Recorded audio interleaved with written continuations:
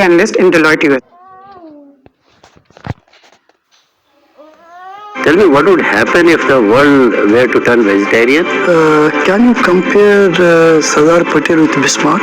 What is the Delhi model of education, and do you think that it should be spread to cover all the other states? Tell me, what is the significance of SEO for India? So you are a student of PSIR. What are differences between caste and class? I have done my schooling from. Good morning, sir. Good morning. Please be seated. Thank you, sir.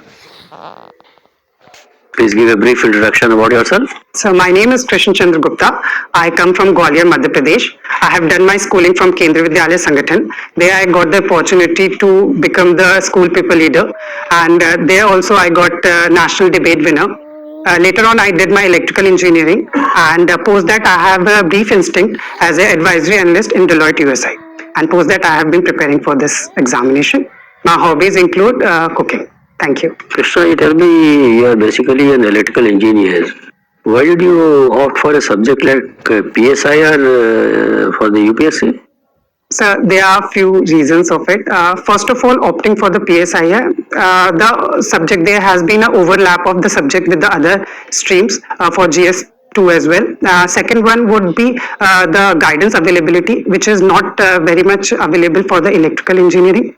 And third would be the expanse of the subject. PSIR is much smaller than in comparison to the electrical engineering. So when you look back and introspect, what do you see yourself to be? A good electrical engineer or a better student of political science?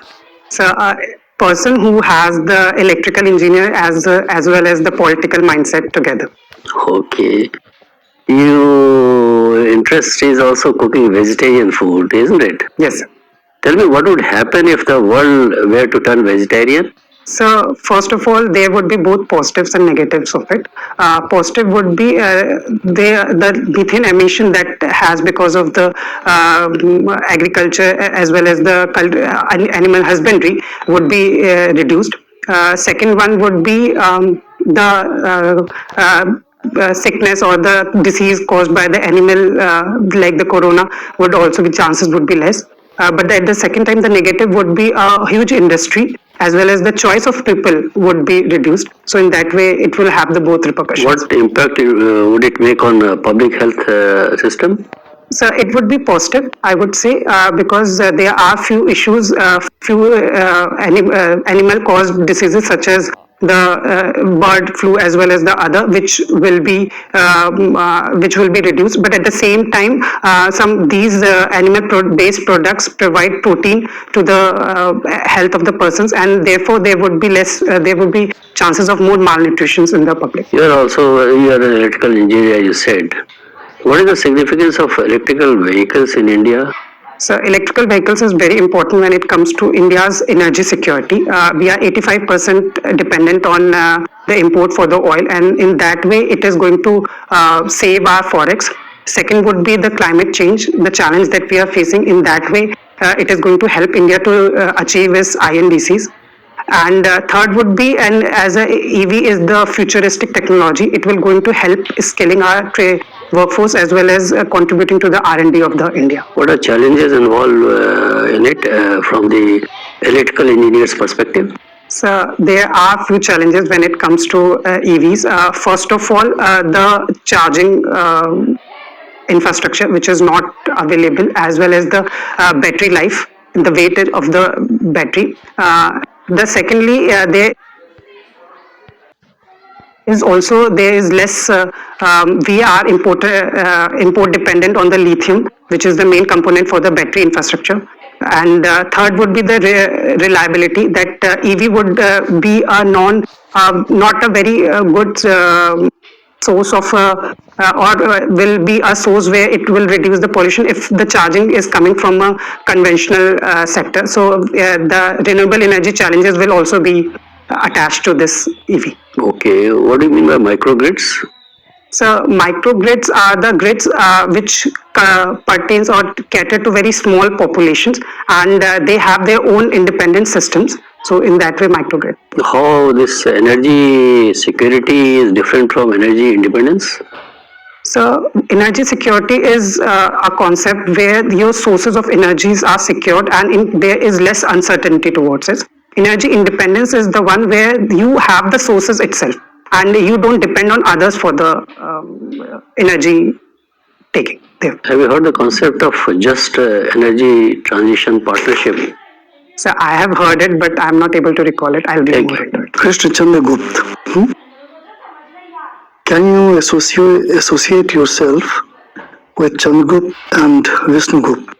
So Chandragupta, they would. I'm not sure with the Vishnugupta, but if you allow, I can tell with the Chandragupta. Okay, no problem. Go So ahead. in history, there are few personalities with the name Chandragupta. First one would be Chandragupta Maurya, and second would be Chandragupta Pratham and Chandragupta II. So there are few features of Chandragupta Maurya that I would like to inculcate in myself. One is that you need to plan what you want to achieve. You should be clear in your objectives.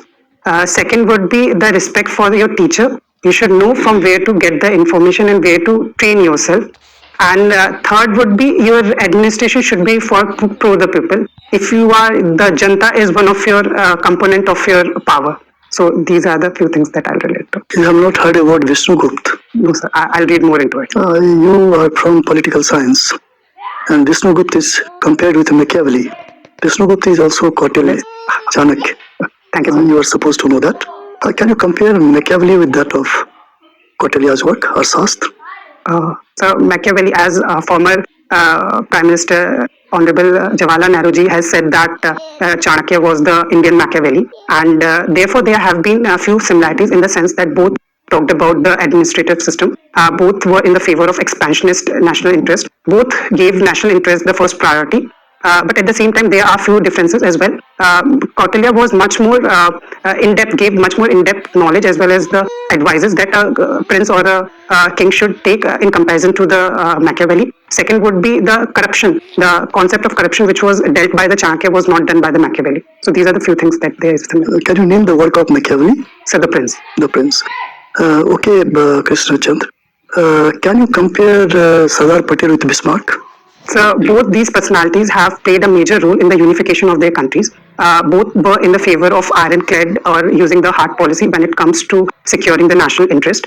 Bismarck has, as well as Bismarck, both these personalities used diplomacy as well as their strategic talks in order to secure the national interest. So both were wonderful personalities when it comes to unification of their countries. Okay. And what about Saptang theory? So Saptang theory is being given by Kautilya, Yes.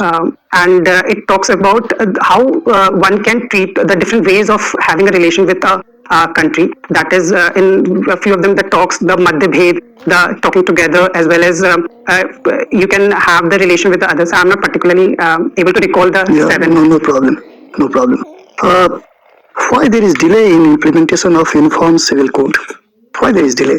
So there are few challenges when it comes to implementation of Uniform Civil Code, as the Law Commission itself suggests that at present time the implementation is not advisable.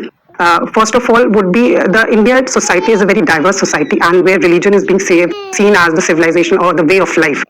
So in that way, bringing the consensus among such a diverse country would be a difficult position. And though there has been an effort towards it, but yes, the bringing consensus is difficult, and that's why we are seeing the delay in the implementation. You have talked about unity and diversity. In the Indian Constitution, we have certain provisions for this unity and diversity. Can you recall those provisions? So first of all, in preamble itself, it talks about the unity and integrity of India. In fundamental duties also, it talks about the promoting the brotherhood as well as the harmony among the people. So these are the two things that I am able to recall, as well as the federal nature with a unitary feature where the states are not allowed to go outside, as India is being defined as the union of states. So in that way we are. There are many more. Yes, I are am not able to recall. So if given the time, I will. Okay, no problem. Do you believe in one nation, one party rule? So with the limited knowledge that I have gathered, it would not be a good thing for the survival of the democracy as well as the country like India, which has diverse identities, multi-layered identities, as well as the diverse interest. In that way, people need to be given the choice of selection as well as to representation of themselves. And in that way, multi-party systems bring the democracy to the grassroots. In that way, for a country like India, multi-party system should be advised. Why is one state party is given national party status? So there are few conditions for it. First of all, if the state party is being recognized in the state for 4 or more states, then it is being given the national party status. Second would be if it is able to garner 6% of the in the legislative Lok Sabha election, and two of the member of parliaments are also elected from it, then this is the second condition. Third would be 6% of the votes in the legislative assembly, and 1 seat in the MLC. I'm not sure, but this is something that. Okay, thank you. Thank you, sir. Krishna, you have studied in Kendriya Vidyalaya, Coimbatore. Yes. And central government runs many schools. One set of schools are called Kendriya Vidyalaya, another set of schools are called Sainik schools, yet another category of schools are called military schools, and there is a fourth category called Navodaya Vidyalayas. Why these different kinds of schools are managed by the central government? What is the objective behind having these kind of different kinds of schools? So I may not be able to pinpoint the reason, but if we see that the objective of these schools are different, for the central schools or the Kendriya Vidyalaya, it is particularly pertaining to catering the needs of the central government employees. Initially, it was for the soldiers, so that a uniform education system can be provided to the wards of the soldiers, and later it went to the central government employees. And so even the Sainik and the military, the objective has been to train our youth in order to be, so that they can get some of the qualities of the defense personnel, and so they can be taken into the military. So these were the objective of establishment is different, and therefore the name. It is understandable. In colonial period, it was a declared objective of Britishers to create a class of Indians who can serve them first, and not necessarily the nation. But after adoption of Republican Constitution, do you think we should create a different class of young persons trained through institutions, which may lead to more inequality in society? They become a kind of elitist group of citizens. So as the preamble says, we the people of India, and therefore there should not be any class of the institutions or any class of the people. But at the same time, I would suggest there is some professional efficiency is being needed in particularly some of the subjects or the fields such as medical or engineering, where professional knowledge is required. So an equal opportunity should be provided to everybody, and those who are able to clear it and those who are able to get trained into it should be allowed. Otherwise, there should not be a particularly set of the people that is what was proposed in British time. Okay. Nowadays, you know that government has privatized openly the school and college and university level, and is privatizing more and more. Don't you think that this kind of privatization of education is creating unequal opportunities to different set of citizens? Those who are coming from lower income strata are not able to have access to better managed schools, and thereby giving a grassroots level base to inequality in the country. So this is one of the challenges that we are facing in India, and it could be seen as one of the failures of the present or the government that we are not able, and the impression has been that the education is good in the private institutions and it is bad in the government schools, and second would be the government not providing the grassroots education to everybody and the availability, and so does this challenge comes into the picture.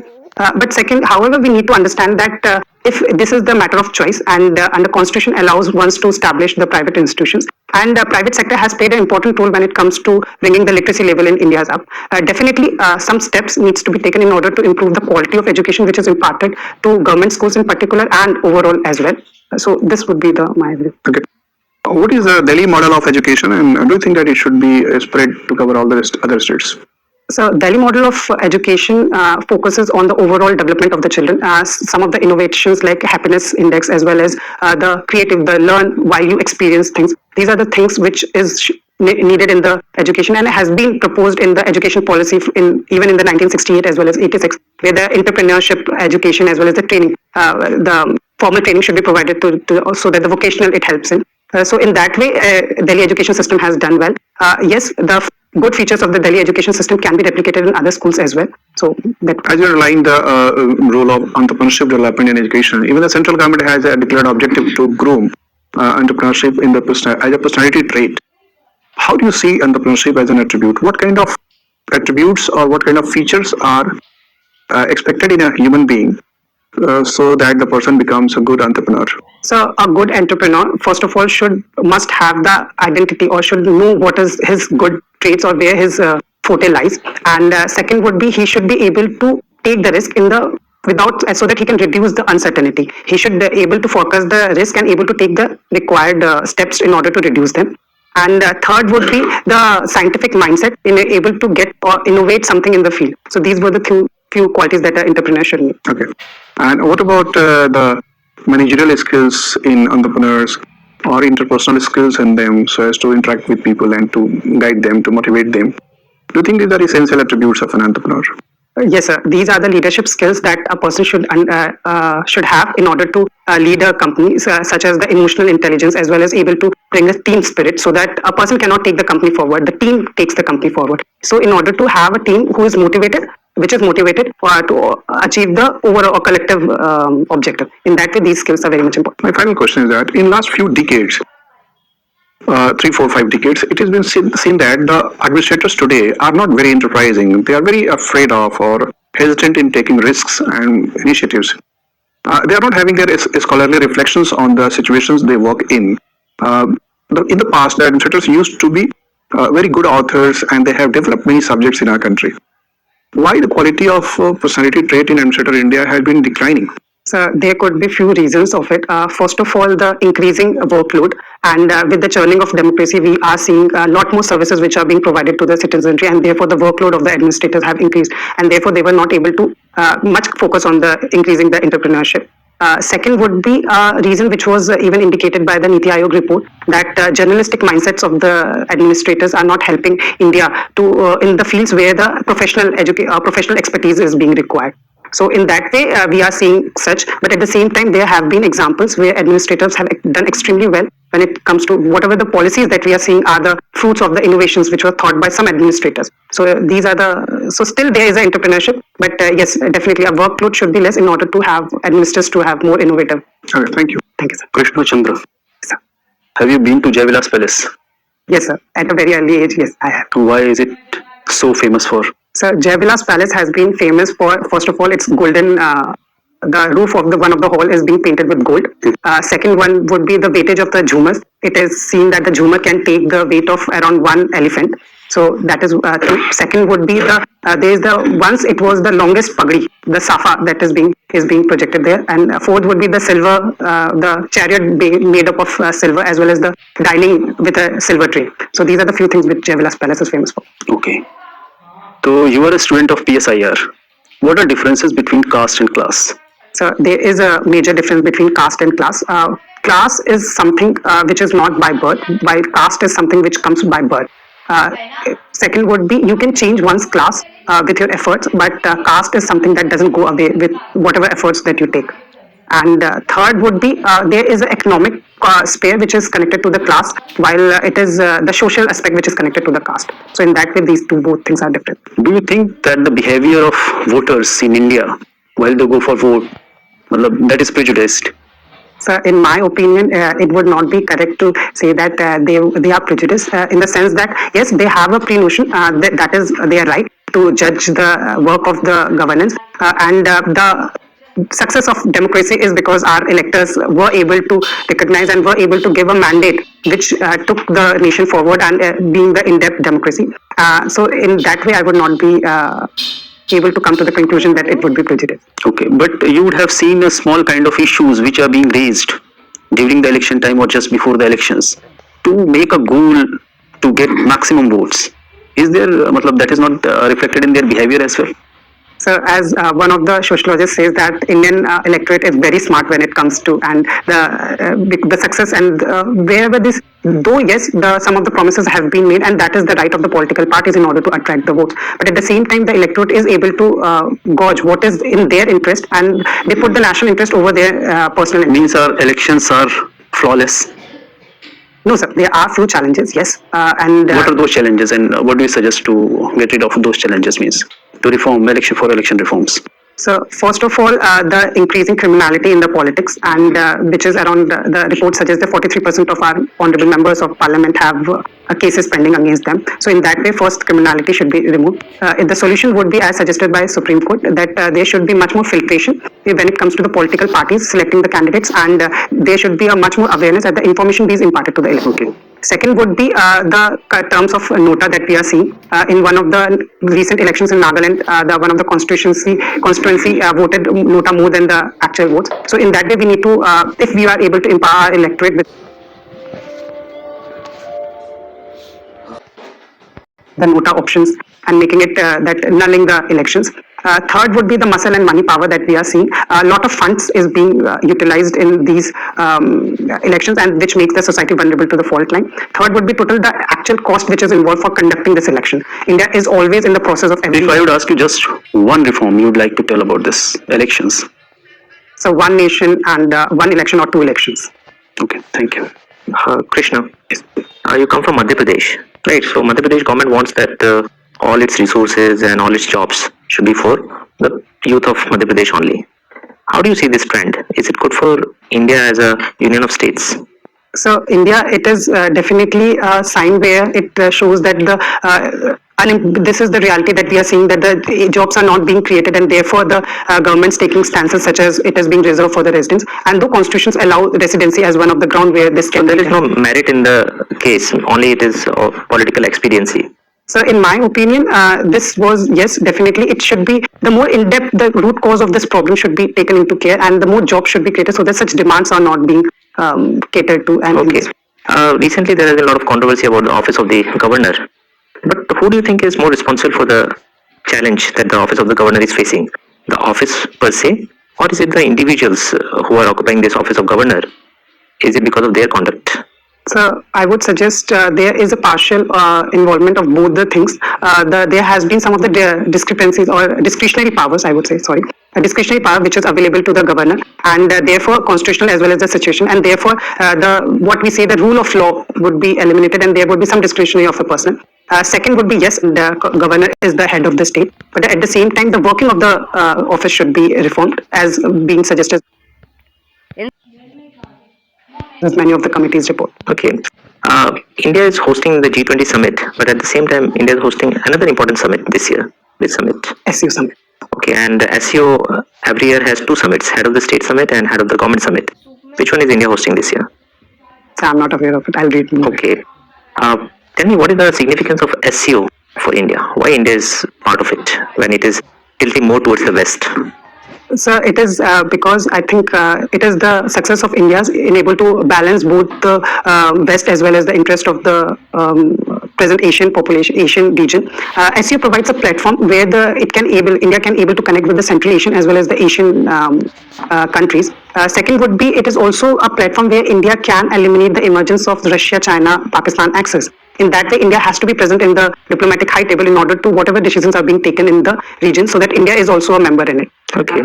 Krishna, you also like to cook only vegetarian North Indian dishes, right? So tell me, there has been a lot of debate about the food choices.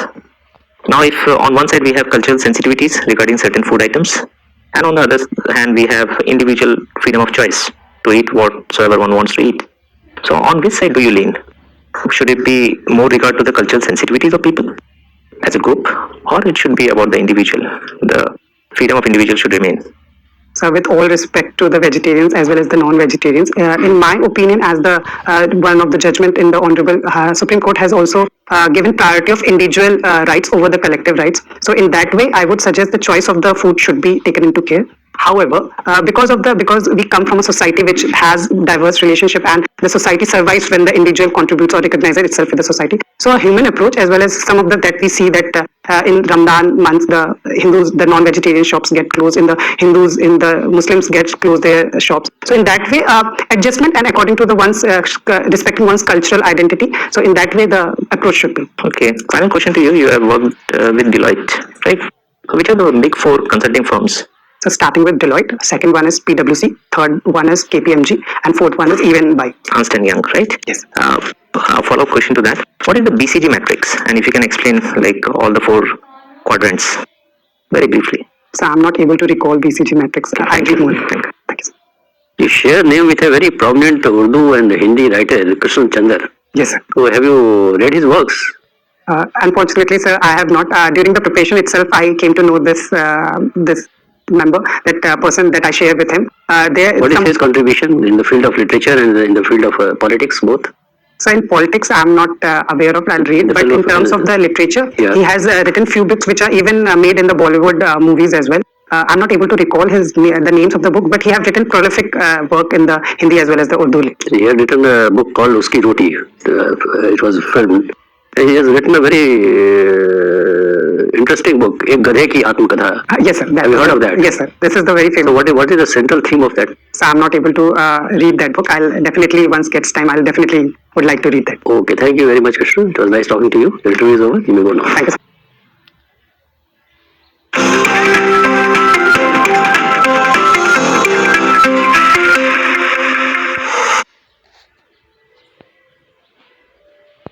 Now what?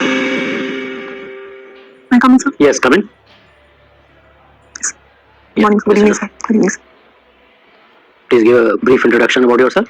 My name is Kajol Singh. I'm from Lucknow, and currently I'm doing my post-graduation from Jawaharlal Nehru University in geography. And you did your graduation from Delhi University, Yes. Miranda House. Yes, sir. So Kajol, tell me, you are a product of Delhi University, that is Miranda House, and presently studying in the Jawaharlal Nehru University. Yes, sir. How do you compare the two institutions on academic parameters and on campus life?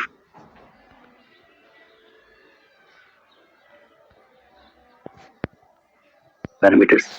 Sir, on academic parameters, I would say that Jawaharlal Nehru University is more research-oriented. However, it could also be because of the levels that I was studying there, because I was doing a graduation from Delhi University. So we were more focused on the subject itself, and there were departments. However, in Jawaharlal Nehru University, we have the research centers. So it's more interdisciplinary in nature there. And regarding the campus life, Delhi University has sort of an open campus. However, JNU itself has a closed campus. So most of the students get to reside inside, and then we have talks during late at night. So that's more convenient for students to attend extracurricular activities also, which was not that probable in Delhi University. So that's a major difference that I see. You are from Uttar Pradesh and you want to join the bureaucracy. Tell me one major issue of Uttar Pradesh which you think is really major in nature. So from a social perspective, Any perspective, it's a wide area. You have to choose one. so it would be the health sector. However, considering the diverse society that we have, we need an inclusive development that we want. We require adequate representation of all the sections of society. So that way, public sector Can you was give me better. one example of a privatization of PSU which according to you is a good idea? So in defense sector, I would say privatization would be a good idea because it has greater Privatization of a innovation. PSU. PSU itself. Okay, thank you. Ms. Kajol, Yes. you have mentioned in your DAF that you have been campus ambassador, right? Yes, sir. Can you please tell me what is the difference between a high commissioner and an ambassador? We have many diplomatic missions, right? Yes, sir. Where we have embassies or high commission. Why this difference exists in the nomenclature? So I'm not aware of. You have the opted for reasons. foreign service. Yes. So if you are selected for foreign service, the fag end of your career, maybe you will be assigned the responsibility of becoming an ambassador. In one country you will be ambassador, in another country you will be high commissioner. So you don't know the difference? So I'm not aware No of issues. it right No issues. Can you please tell me if a sitting MP in Lok Sabha or Raj Sabha is speaking something which incites communalism in the country, can he be prosecuted for whatever he has said on the floor of the house? No, sir. So there are certain privileges that the MPs have. So which article of the Indian Constitution gives this exemption? Actually, I mean this privilege of not being prosecuted for whatever one has said on the floor of the house. So I'm not able No to recall issues. at the No moment. issues. So the rights, fundamental rights contained under Article 19 are not absolute rights, right?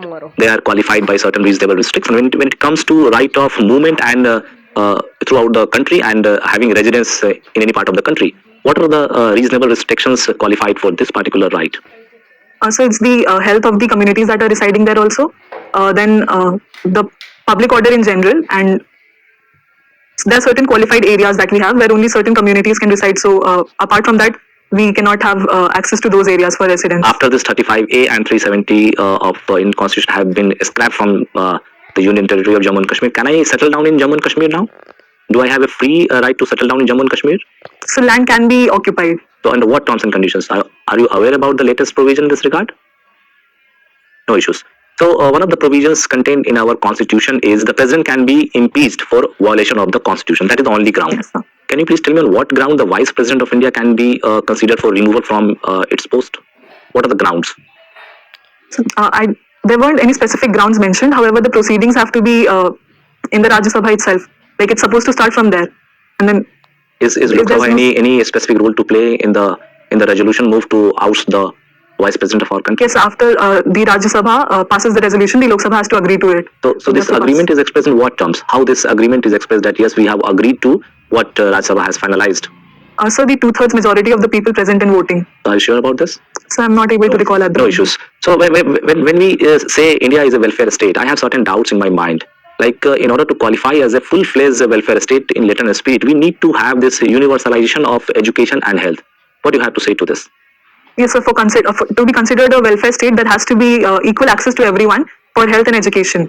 So regarding those aspects, we have the right to education itself, where up to the age of 14, the children are supposed to be in the schools, and it's a duty of the parents also to send the children to school. And for health, currently in the Ayushman Bharat project scheme that we have, we're trying to universalize it. However, it's not currently in the fully applicable stage because we have different stages. Okay, my last question to you, Ms. Kajol. If a member of a Dalit community is converting into religion other than Sikhism and Buddhism, what will be his status in terms of being a Dalit? Will a status quo will be maintained that he will remain a Dalit, or it will undergo some change? So apart Because from the we religion, don't have any concept of a Dalit community Yes, in sir. Christianity, no? Yes, sir. So under the provisions, they won't be getting the reservations that we have. Is there any commission looking into certain kind of anomalies with regard to this? Like somebody whose status was scheduled caste and is shifting to some other faith in exercise of the right contained under Article 25. So there is the change of his status. I mean, he will no longer be eligible for the policy of reservation as such. Is there any dedicated commission which is looking into this aspect? So I'm not aware of. Thank you very much, sir. Kajol, Yes, sir. you come from Miranda House, right? Yes. Do you know what is Miranda warning? Miranda? Warning? No, sir. No idea? Okay. You are also learning Tibetan, I suppose. Yes, sir. Okay. So tell me, by which Tibetan name is the river Brahmaputra known as? This Sangpo. Yarlung Sangpo. Yarlung Sangpo. Right. And can you tell me like which geographical feature is there where the river takes a turn and enters India? It takes a sharp U-turn. So it's almost like a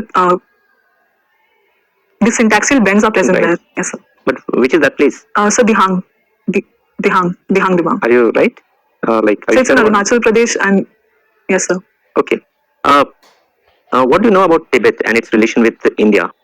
So Tibet, when India was under the British rule, there was a treaty signed between Tibet and the British Empire itself. However, the That Chinese. treaty is known as, or convention is known as, So the friendship the Shimla Convention, right? It was So in the treaty- 1914. Yes, Shimla sir. Convention 1914. What transpired there? So as far as I can recall, it was mainly regarding the trade routes that were there. However, Some fixation of boundary was also there on the eastern side. I'm not sure. What is the origin of McMahon Line? Sir? McMahon Line. So it was set between India and China on the Arunachal Pradesh side. Does However, China accept it? no, sir. China does not accept it. Okay. So there are disputes regarding Tawang Tract in Arunachal Pradesh. Okay. China refers to Arunachal Pradesh as South Tibet. Why so?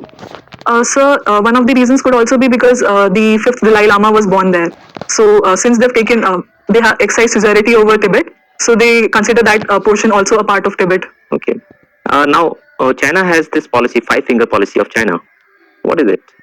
So in its periphery itself, the five-finger policies would be where they consider that these areas are also supposed to be under our jurisdiction. However, currently they consider it to be disputed. However, they are under other countries also. Okay, so which are the five fingers if we consider palm to be Tibet? Yes, sir. There are five fingers.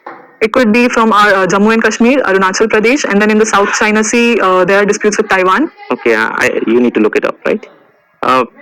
Which country was earlier known as Siam? So in Southeast Asia, and Yes, Southeast Asia, but you also like to practice or like you are interested in Muay Thai. yes, sir. Right. Why is it called Art of Eight Limbs? So because usually in kickboxing we use two of our arms, that are our palms, and then for kicks we use the feet. However, in Muay Thai we're also allowed to use our elbows and knees. So that makes a total of 8. Eight. And in Thailand, do we have a democracy right now? It's a constitutional monarchy. What kind of political system we have? So it's a constitutional monarchy. And right now, do we have military rule there? Yes. Okay. My final question to you: what should be the right order? You tell me. Arrest after investigation, or investigation after arrest? So depending on the severity of the case that we have, if it's something that is a threat to the public order on a larger scale, then an arrest prior to investigation would be beneficial. However, if it's not that serious, then a proper investigation should be done. Before that, judicial custody is, police custody is okay, I think. Okay. Thank you. Kajol, you come from Pilibhit. Yes, ma'am, Your I was native born is there. Pilibhit. Okay. Pilibhit has been infamous for its man-wildlife conflict. And this comes as a surprise because statistically, Sundarban has registered most of these cases. But then Pilibhit has been in news more than Sundarbans. Why is it? Why is that so? Ma'am, because Pilibhit is essentially an considering the employments that we have, it's more agricultural in nature. So, with the expanding agricultural fields that we have, it's more on the Terai region also.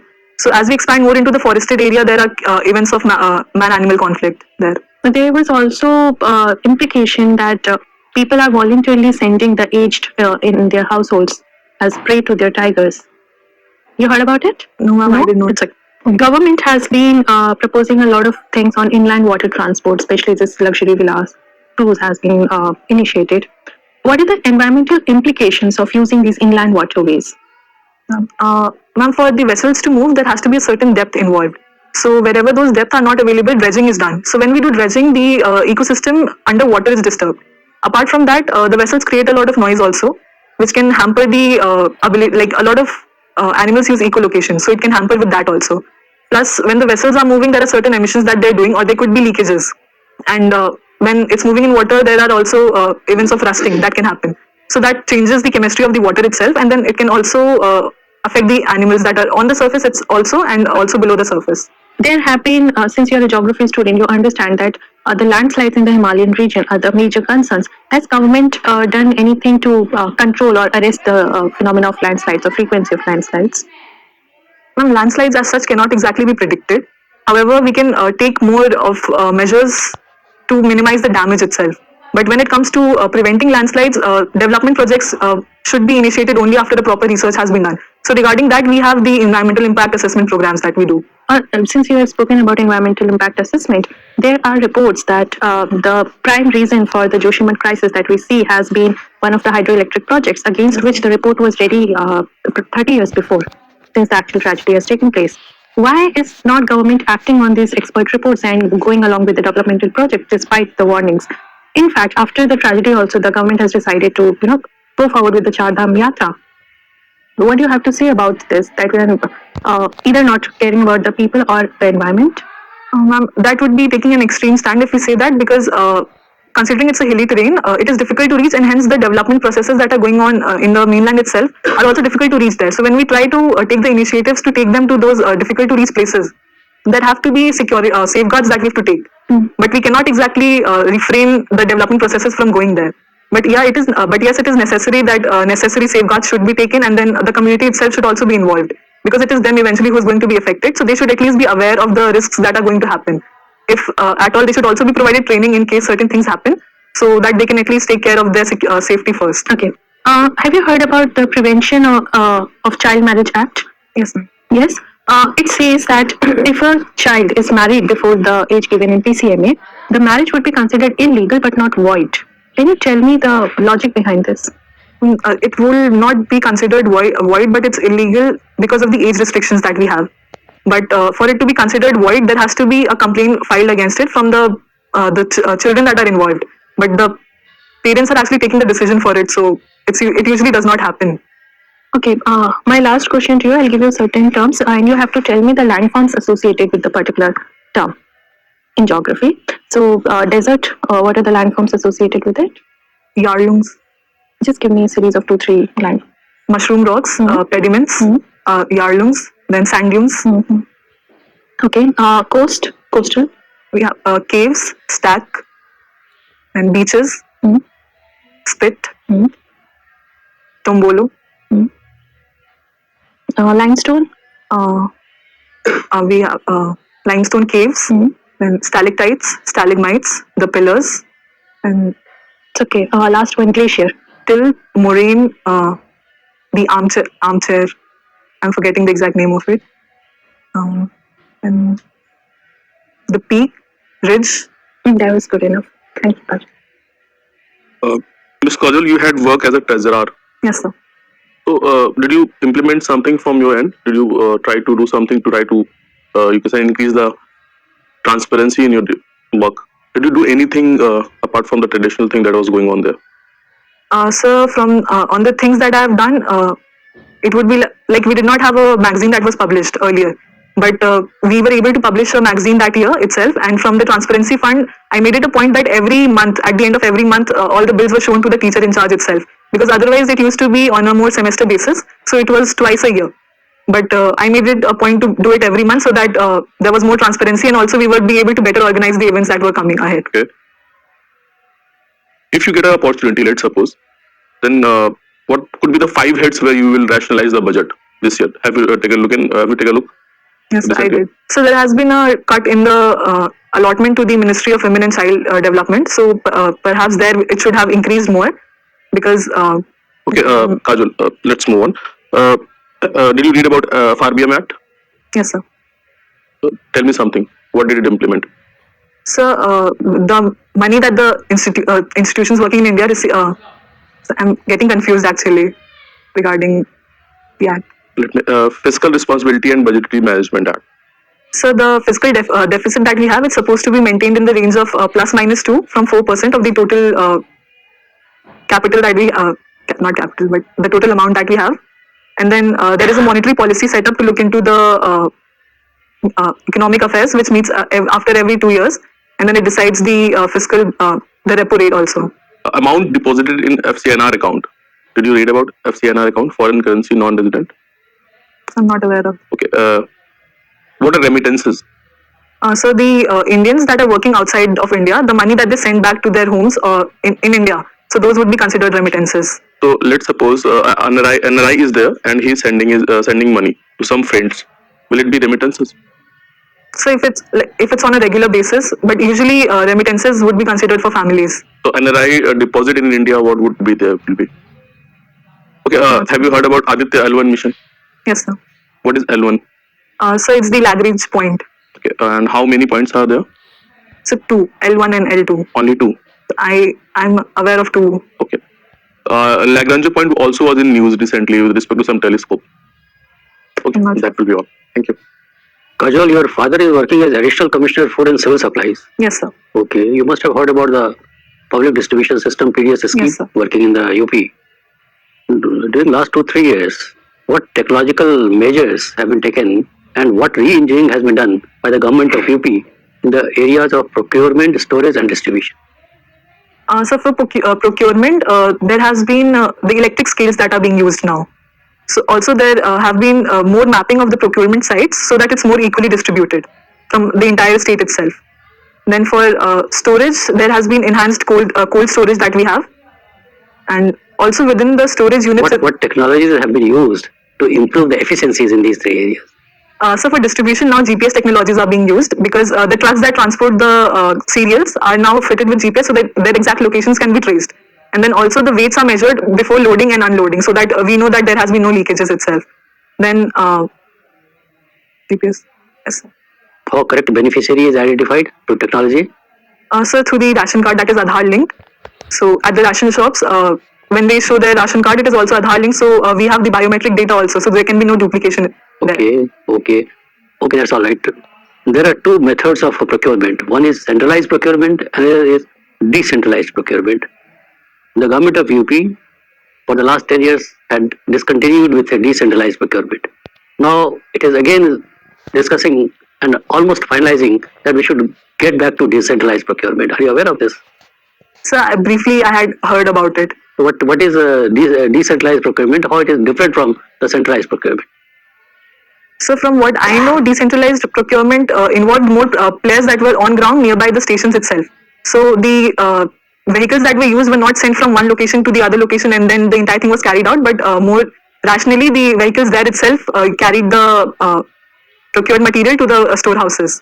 So it was more decentralized in that sense. You get more inputs from your father on this. And okay, Kajol, it was nice talking to you. The interview is over. We go on.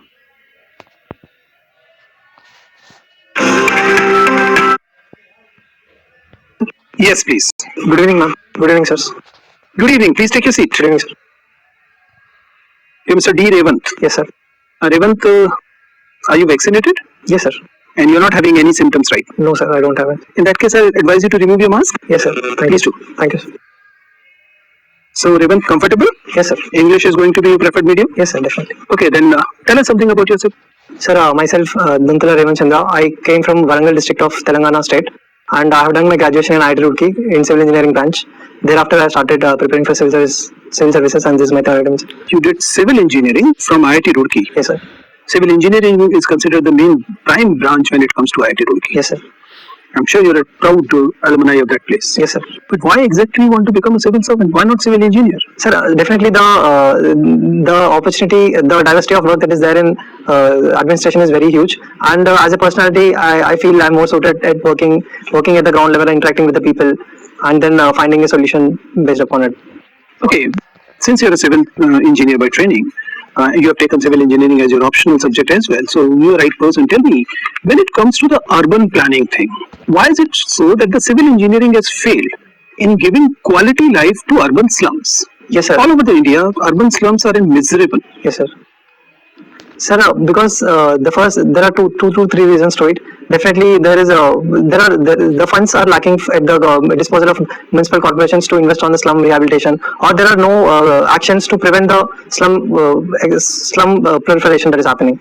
And also, we have the unplanned urbanization, unsustainable urbanization, non-inclusive urbanization. So the planning is missing, I feel, sir. This was the original question. Yes, sir. Why? We all knew that the kind of growth pools we are creating, there are bound to be slums in urban settlements. So civil engineering should have come with some solutions. Solutions, yes. Why such solutions are missing? Sir, now there are few solutions to it which are at the experimental level. For example, there is in situ slum rehabilitation that we are talking about. There, the volumetric mass construction is the light material houses that we are talking about. It's still in the research level, sir. Okay, fine. So, Ravanthr, Yes, sir. I noticed in your DAF that you studied 3 languages in 10th, Telugu, Hindi and English. Yes, sir. But as you admitted in 11th, you dropped Telugu and Hindi and studied Sanskrit and English instead. Yes, sir. What attracted you to Sanskrit language and literature? Sir, that time I had limited opportunity. I mean, the Telugu was considered tough to score marks there, and also I wanted to explore Sanskrit also. So it went like that, sir. So you studied Sanskrit language and literature for 2 years. No, sir. Actually, it was more of a commercial subject where people can score 99 out of 100. So with that motive, the education system was like that, sir. So do you think this easy marking for Sanskrit is counterproductive for Sanskrit language and literature? In a way, definitely yes, sir. Because very hardly the Sanskrit graduates that we are seeing. I mean, with the language, the focus on Sanskrit language. Okay, which state has adopted Sanskrit as second official language? Sir, this I'm not aware, sir. Do you know any Indian state has adopted Sanskrit as second official language? No, I haven't checked, sir. I have to see. Okay. You researched on affluent treatment coming from an industrial area. We come across several phrases: industrial estate, industrial area, and special economic area, kind of thing. So, what's exactly the difference between industrial estate and industrial area? Sir, I don't exactly know the difference between both of them, but if I'm allowed to guess, I think, sir, can I take a guess? Sir, industrial estate, if you talk about the share of industries in that state GDP will be more compared to the other two sectors. Okay. So we are not talking much about SEZs now, special economic zones. What are the special economic zones and why they are less in discussion nowadays? Sir, the special economic zones, coming to the point, sir, it is basically the export-oriented areas where it is considered as a foreign territory, in my knowledge, and will be given incentives to actually produce for exports and gain foreign reserves from that. And currently, sir, I feel SEZs are now even given importance even today. I mean, recently, in some other state also, the proposal that industry SEZs are proposed in Many SEZ developers themselves applied to the department to withdraw the status of SEZ to the area which was earlier declared SEZ. Why the developer themselves want to discontinue the area as SEZ? Sir, I'm not exactly aware of it. What are certain restrictions on SEZs? They had some export obligations. Yes, sir. So they can't channelize their products into Indian market. And with respect to raw material also, there is some issues, sir, but I'm not exactly aware of. Okay. Now you know that everybody is bothered worldwide that inflation is rising very fast. Yes, sir. What are the solutions available at the moment? How to curtail inflation? Sir, definitely the present ongoing Russia-Ukraine war to be stopped. It is actually. So if the war continues for a couple of years, we'll have to tolerate inflation for next 2 years? So now basically we have to diversify each country. For example, if we talk about India, we have to diversify our import market. So then, for example, oil, we have to find other offshore fields from other countries. So which other countries export oil from where we can procure? Sir, USA, it's still the USA's share in India's oil market is But very less. USA is far away country. Transport cost would increase. Yes, sir. Actually, under in 2022 plus 2 dialogues, they actually wanted to give subsidies to that to make it financially viable to us. So we have to explore that option, sir. Which countries produce and export oil in Africa? Sir, I'm not. I think Egypt is a country. I'm not exactly sure. Okay, sir, that's correct. Yes, sir. Which are any other country? Sir, that's it. I'm remembering. Okay. So, thank you. Thank you, sir. Ravanthr, tell me, what are the 3 challenges faced by your state currently? Yes, ma'am. So, 3 challenges. So, the first one is definitely there is poor regional development that is happening. I mean, that is one thing. Balanced regional development that I'm talking about. And second thing is, ma'am, the literacy rates in Telangana, especially the women, are way less than the national average. And the third thing is, ma'am, there is high focus on Hyderabad. Okay, so that is covered on it. So definitely the third one is manufacturing sector, ma'am, where we are hugely lacking the labor-intensive sectors. Okay, very right.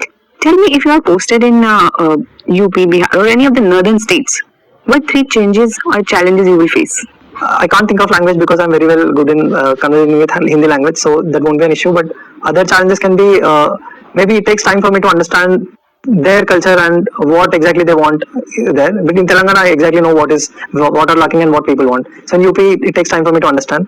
And the second challenge can be, ma'am, personally, if I take, obviously the food habits there are different, so it is the second thing I think of. That's it, ma'am. Only 2 things I can think of. It's okay.